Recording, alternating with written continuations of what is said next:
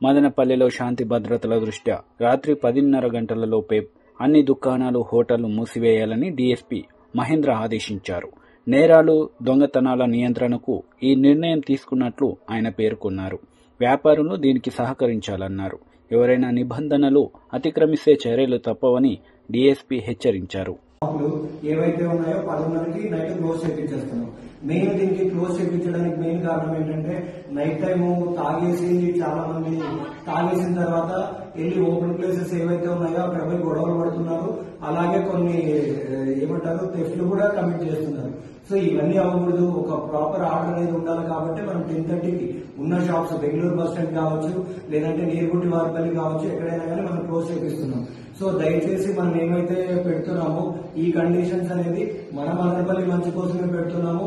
ఎటువంటి issues, lawlessness అనేది లేకోకుండా ఉండడానికి చేస్తున్నాం. కాబట్టి దయచేసి ఎవరైతే షాపుల వాళ్ళు ఉంటారో, హోటల్స్ వాళ్ళు ఉంటారో 10:30కి ప్రాపర్ గా క్లోజ్ చేసేయాలి. లేదు అని ఏదైనా పోలీసులకు ఇబ్బంది పెడితే మాత్రం డెఫినెట్ గా దానిపైన యాక్షన్ తీసుకోవడం జరుగుతుంది.